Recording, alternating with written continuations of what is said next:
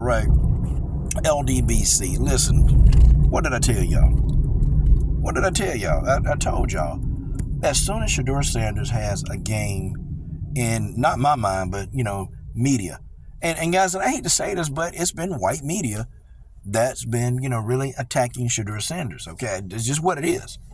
Okay, man, it's always about a race thing. I'm just saying that's who, me, through my observation, through my eyesight, the majority of them attacking Shadeur Sanders. Now, you got some brothers that don't really like Coach Prime or don't like Shadeur. They're attacking him too. But they're coming up pretty much saying, see, Shadeur, we got to pump the brakes on Shadeur. Shadeur needed to be humble. Okay, yeah, he needed to be humble. Well, wait a minute, humble. Let's talk about him being humble, okay? First of all, I'm trying to understand, how the hell did Shadeur not get to play with the second team after he clearly had a better game than Dillon Gabriel? Shadeur threw for 2 touchdowns in his preseason outing. Dillon Gabriel threw a pick six, turned the ball over. 2 turnovers and a pick six. But yet somehow he still gets to play. He gets to play behind Joey Flacco. How does that happen? Like, who was in that decision room that said, hey, Dillon Gabriel played a hell of a game that against those Eagles. Damn. Played a hell of a game. Yeah, that pick six, we just gonna ignore. And that's another thing too. It's like, media that are pro Dillon Gabriel, they are completely, they want to ignore the fact that the man threw the pick six. It's almost like they're trying to act like the damn pick six didn't even happen. I told y'all, let Shadeur have a questionable game, and here come all these experts and pundits. All the experts and pundits finna talk about what Shadeur should have did. Well, look, this man had 5 outings, right? 5 drives. This man gets sacked 5 times. This man gets sacked 5 times in one game. What does that tell you? If somebody is sacked 5 times, and not even 5 times for the whole game, 5 times every time he gets on a drive, what does that tell you? Now, I say in at least one of those drives, he did hold on to the ball a little bit too long. Okay, he didn't do that often, and every quarterback does that sometimes. I'm not trying to hit that one. The majority of the time, guess what? This man was running for his damn life. He was running for his damn life. This guy was running for his damn life, and he hiked the ball, and guys are already in the damn backfield. I'm sorry, under any duress, that's going to be tough for any quarterback. Even top quarterbacks, that's going to be tough for a lot of these guys to complete some of these passes. It's going to be tough. It's going to be real tough because you're under that duress. Okay? And I'm not saying it's not stuff Shadeur he could have did differently. But the thing is, man, again, we got to answer the question, how the hell is Shadeur Sanders playing with the third string? How is he playing with the third string when clearly he had a better outing, scored 2 touchdowns, and Dillon Gabriel, 2 turnovers, 1's a pick six? How do you explain this? Like, folks, I know people are not really for conspiracy theories. I just think that this guy, he set up to fail. And I'm sorry, when the odds are 1-1, you have a chance, right? And I'm not saying that Shadeur Sanders is not incapable of having a bad game. Of course he is. Of course he's capable of having a bad game. Absolutely. But when the odds are no longer 1-1, and when the odds are 5-1, what battle is he winning? Answer the question. What battle is Shadeur winning? What is he winning? I mean, damn, the man got to fight against his head coach. Okay, first of all, he's fighting against the other quarterbacks because he got to compete with them. See, that should be the battle. That should be the only battle. Nope. He competing with the head coach. Okay? Competing at the head coach against him. The general manager against him. The owner against him. Like, you competing against all these entities that really, honestly, didn't really want you on your team in the first place. And when they got you on your team, their expectation for you was low.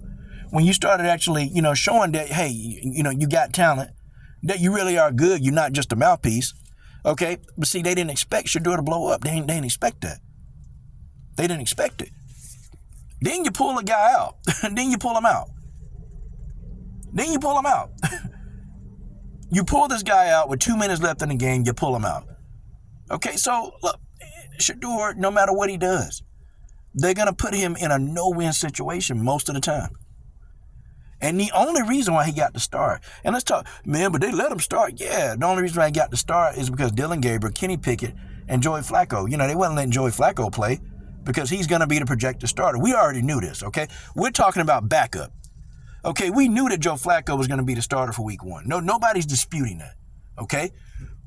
But for Dillon Gabriel was hurt, Kenny Pickett was hurt. That's the only reason why the man got to play. You know it and I know it. That's the only reason why Shadeur Sanders got the start. I guarantee you, if this man gets the start, okay, he's not running for his life for the whole damn game. I guarantee you, he gets the job done. And isn't it funny, man? Even with all that duress, he still didn't throw any picks. Even under all that pressure, he threw no picks. He threw no picks. Then you take him out. Then you just take him on out the game. See, he was set up, and people keep, guys, he's going to always be in a no-win situation because there's no reason why he should have came in with the 3rd and 4th string. There's no reason. There's none. Okay, you can go stat by stat, line by line. You can say that the other team players, they wasn't that good. We can go through all the narratives, that people use and talk about this guy because they keep moving the damn goalposts every time this guy do something. They keep moving the goalposts every time he do something. See, we can talk about all of that, but see, the thing of it is, we saw what happened when you put Shadeur with the 1st string. We saw what happened. Matter of fact, we saw what happened when you put Shadeur with the 1st, 2nd string. We saw that. Okay? We saw that. We saw what happens when you start Shadeur. We saw what happened when you don't start Shadeur. We already saw what happened. We saw what happened. And Dillon Gabriel played a good game, man. He threw a touchdown, blah, blah, blah. Yeah, man, he wasn't running for his damn life. He wasn't running for his life. And moreover, he got to play with some of those 1st string players that were still in there. Shadeur Sanders ain't get to play with any 1st string players. See, the shit is stupid. It's stupid. It's stupid. And so pretty much, he's guaranteed now. See, Shadeur had to turn chicken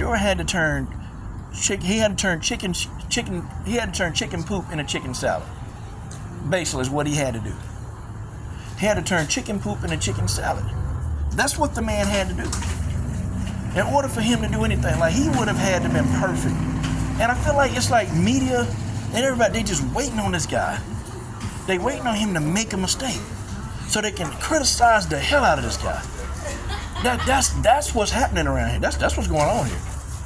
That's what's happening. Like it or don't like it, that's just the truth. They're waiting on Shadeur to fail so they can criticize and say, see, I told you he wasn't that. But see, how the hell, and my barber, made me aware of this. How in the hell are these pundits, most of these people, they ain't never put on a pair of football pads, they don't know how to throw a tight spiral, they don't know how to lace up a pair of cleats. Most of these damn pundits ain't did nothing in their life. And you got the nerve to sit here to tell somebody who working 5-6 days a week. Working 5-6 days a damn week.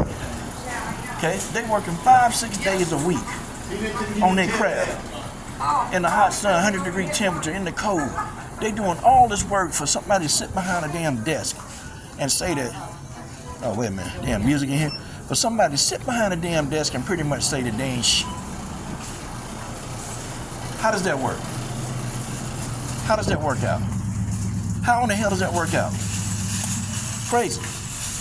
And I'm not saying I ain't giving him an excuse. If he had played with the 1st string, with he had blocking and he still made poor decisions, I would call that out. But everybody, even people calling the game, even the people, right after the game, they did their post-game thoughts. The one guy, he point blank said, man, he was running for his life. The one guy point blank said he was running for his life. He ain't had no blocking. And anybody with a pair of glasses on, hell, anybody can see, like, every time he got the ball, these people, they're in the backfield. How, man? Like, again, if Shadeur Sanders had a lot of speed, if he had, like great agility through the roof, then he'd have been okay. But see, the problem is, he's a pocket passer. He's not agile.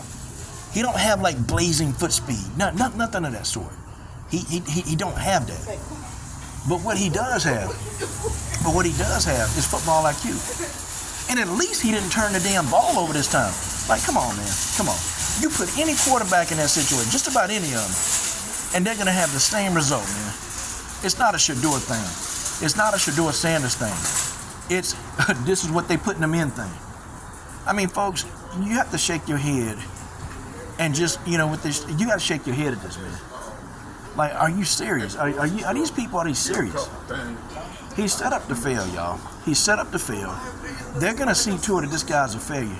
They're going to do everything they can. They'll give him a chance, but see, they're going to give him a chance when the odds are stacked against him, man. You can't fight the general manager. You can't fight the head coach. You can't fight for your position against the players ahead. You can't fight against the owner. You can't fight against all that stuff and then think you're going to be successful. Even some of the play calling was questionable, man. Some of it was questionable. Like, I tell you what, after all my years of watching NFL football, I ain't never seen no like this.